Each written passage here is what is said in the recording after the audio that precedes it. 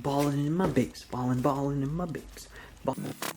What's going on, guys? Picsoleated here, back at it again with another review. Today we're looking at this crazy collab that is fit for one person only, the plight of the Hypebeast. That's right, if you're not a Hypebeast, you shouldn't even own these sneakers. Seriously, they were so limited. It wouldn't be fair to other Hypebeasts roaming the earth because there just aren't enough for the rest of y'all. Of course, I'm just kidding, but the shoes I'm talking about are the ones you see on screen right now. It's the Adidas X Bape Dame 4s in the iconic Bape green camo and gum colorway. These sneakers were touted to be released exclusively at the 747 warehouse event in LA on February 16th during All-Star Weekend, which it inevitably did alongside a friends and family pair that was a red camo colorway. There is also a black colorway floating around, but apparently stock was so low on those. I only saw a few retailers selling them and they probably didn't have that much stock anyway, but riding up to the release, eventually a global release date was announced confirming these as a consortium collaboration, which has always been the case with Adidas X Bape collabs, and these released on February 17th on Adidas sites and at consortium retailers. The pair I'm currently wearing is from a consortium boutique here in Canada called Livestock. The way they handled the release was they handed out cards with a code on them that you'd use to sign up and submit your entry online. I was not able to secure my pair this way though. These were actually a gift for me from a special someone that I'm very utterly thankful for. Let's see if you can guess who it is. Leave in the comments your guess who it is and I might pick one of you to send something free to.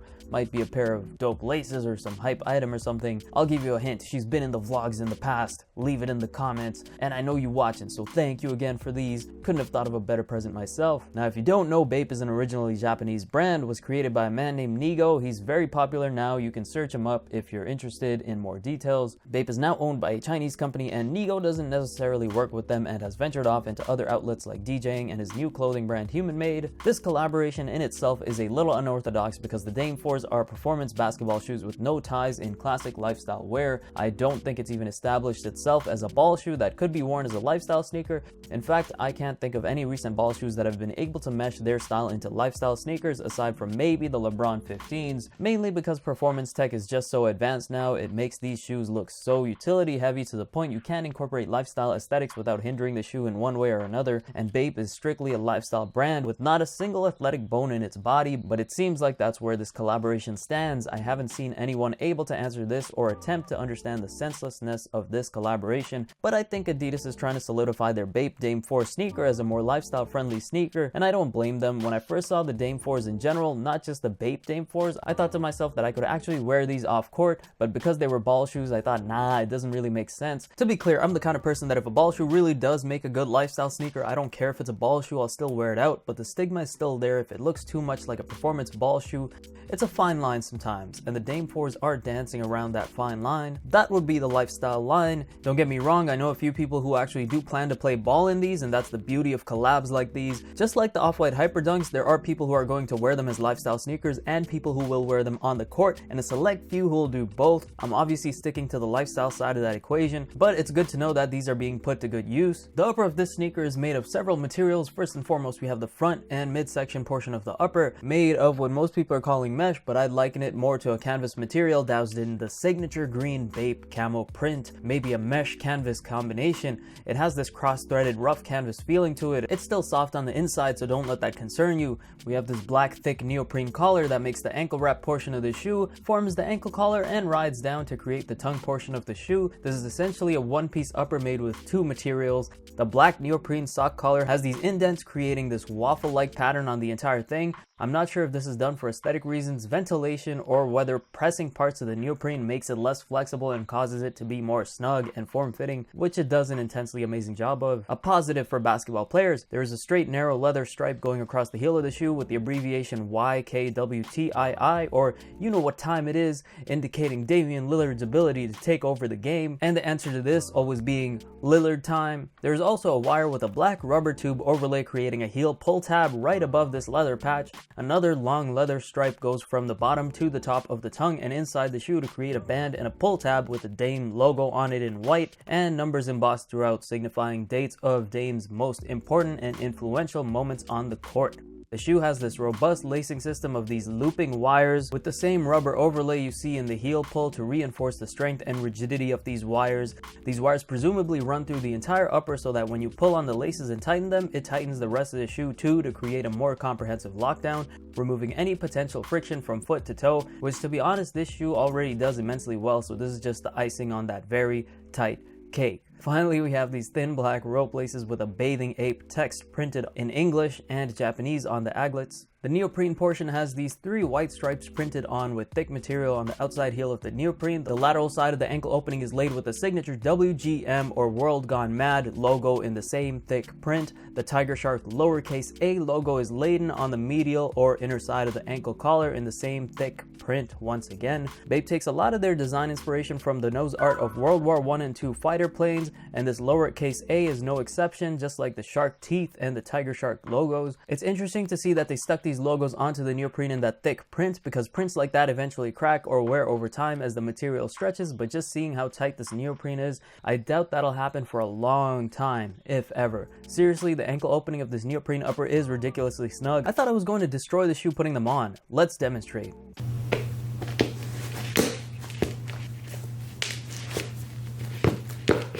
Come on, get in there. Let's do this. Oh, what? Oh my, This is difficult. Jeez, how do you put these on, man? What did Adidas make these out of? What did Bape make these out of? Who made these? You know what, part of me thinks Adidas is just trolling. Bape is just trolling us at this point. They just really just want us to suffer. I don't think these were meant to be worn. I think these were meant to be trolled with. Oh, wow. I'm out of breath. Ooh, this is no joke. How much time has elapsed? 15 minutes? Alright, time to put on the second shoe. Yup, it's not easy. The midsole of the shoe comes in this beige or sand color, which seems to be a popular secondary color in most Bape shoes. The midsole is made of Adidas bounce technology, which they've used in various ball shoes that they create. It provides a very firm ground to receive some cushioning, but more bounce than you'd expect from something like an Ultra Boost, but it's not soft at all like Boost, yet provides a comfortable, engaging ride. This is actually my first foray into a shoe with bounce tech, so I can't tell you how it compares with other shoes with that technology, but I can say that these feel great to walk in, and I can only imagine how much more responsive this tech is on the court. And here is probably the most satisfying or eye-catching part of the shoe, is the signature Bape shark teeth design transformed and printed onto the sides of the midsole. This is probably my favorite part of the shoe, because one of my favorite Bape designs are the shark teeth, and it's one of the main parts of this shoe. It really suits the silhouette and kind of makes it look like the nose of a fighter jet, the way the shark teeth would actually be on a fighter jet's nose. You'll see these bumpy looking ridges where the midsole and outsole meet, and they create this waveform pattern to signify Dame's love for hip hop, as he even has his own rap name, Dame Dollar. Dame, you're a good player and all, but really, Dame Dollar, you could do better than that, my G. Anyways, another design feature of this sneaker that I love so much is the gum sole. They're just certain sneakers that break the plane of beautiful to legendary after you add a gum sole to them. These are one of those shoes. The other 2 colorways of the shoe released with a not gum outsole, and I understand it because those 2 colorways probably wouldn't look as good with a gum outsole, but that just makes me all the more happy to get these right here.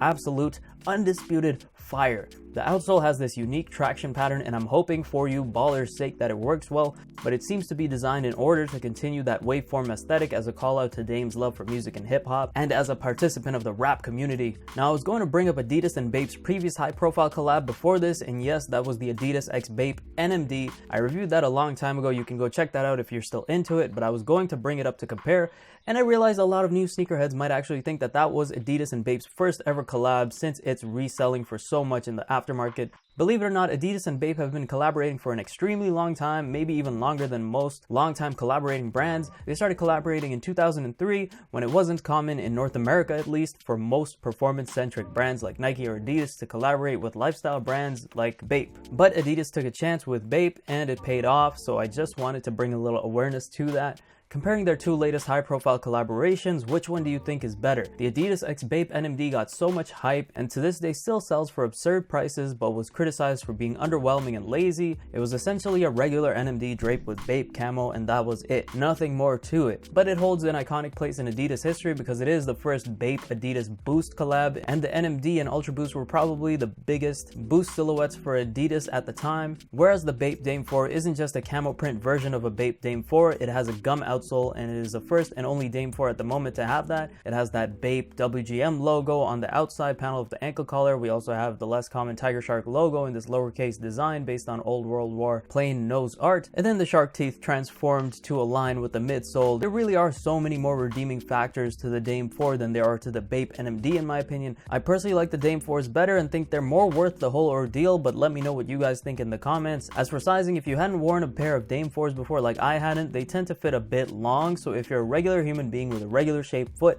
then I would recommend going half a size down. But because of that super tight, double, potentially triple layer thick ass neoprene ankle collar and the snug fitting aspect of these shoes, I would recommend going true to size if you're a wide foot hashtag duck feet gang like I am, because the shoe does fit very snug along the rear portion of the shoe, and even though it's a little long for me, it still holds my foot in place when it comes to width. And with this ankle collar, I'm most definitely not going to play basketball in these, but if I were to play ball in these, I can almost be sure these are great ball shoes because of the lockdown fit. Can't comment on everything else though. Please hit that like or sub if you took anything from the video. Let me know what you guys think about these shoes in the comments. Did Adidas and Bape hit it out of the park, or is it just another basic Bape collab? Catch you later. Picsoleated is hype AF.